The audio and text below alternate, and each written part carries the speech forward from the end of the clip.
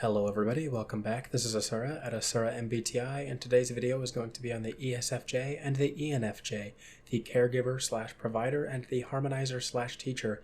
Now, one major thing to note between these two types is that their dominant and repressed functions are the same.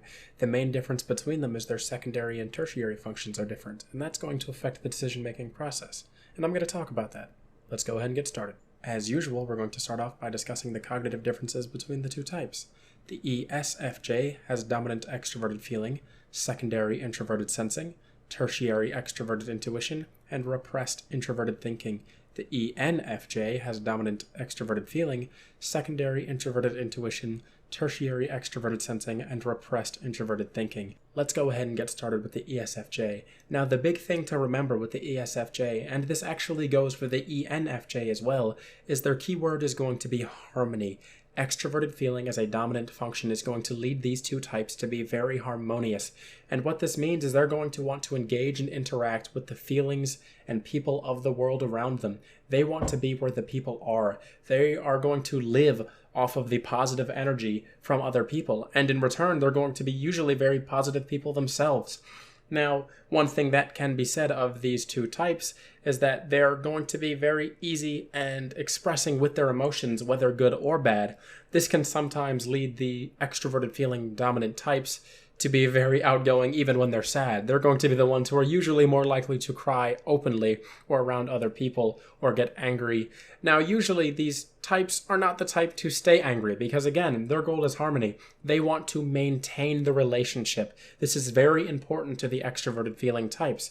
And one way they will do this is by repressing introverted thinking. What this means is that the extroverted feeling dominant types aren't going to want to make impersonal judgments. They are a judging type. They are extroverted feeling dominant types, but their judgments are going to usually involve their feelings and not so much things like logic. This does not mean that the extroverted feeling dominant types are dumb. This usually means they prefer to choose their feelings as a form of judgment over logic. You may be logically wrong in something you are doing, but they are going to not let that bother them unless you're openly and outgoing with your opinions on it. They're usually going to be more concerned with how you feel about them as a person and how you feel about them as an individual. They are going to want to make sure that the people they love, including you or themselves, is happy at all times.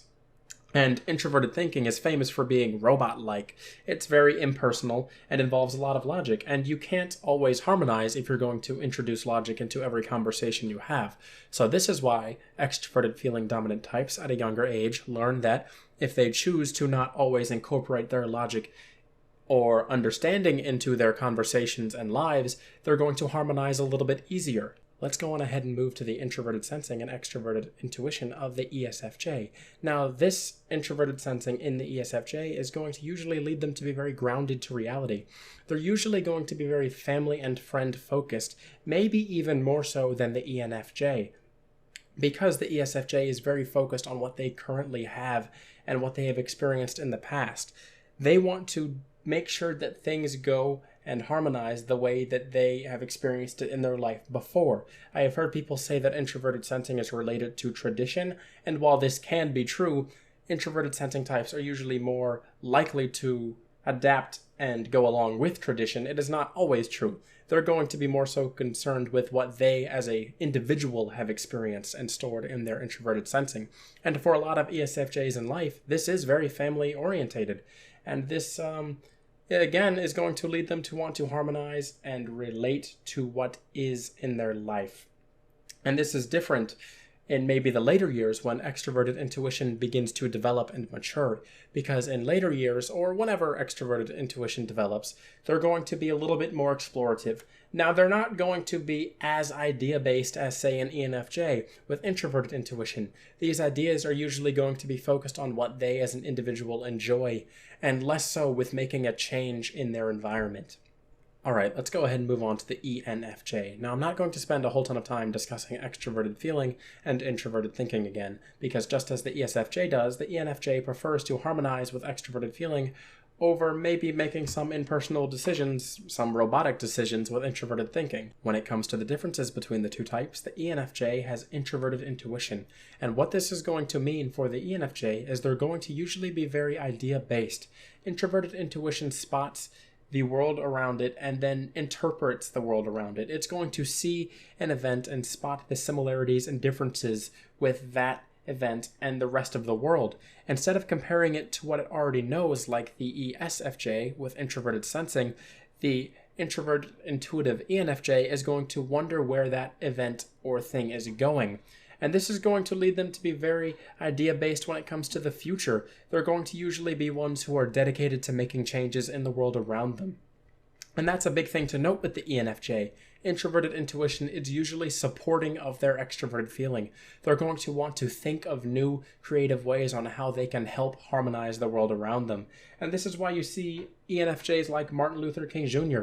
He saw a new way that could bring people together. He wanted to change the stigma. He wanted to change the entire world as we knew it in that time and try and bring everyone closer together. When it comes to extroverted sensing in the ENFJ, this usually means instead of exploring new ideas, they're going to want to have new experiences, because new experiences to them means new ways to interpret those experiences through introverted intuition.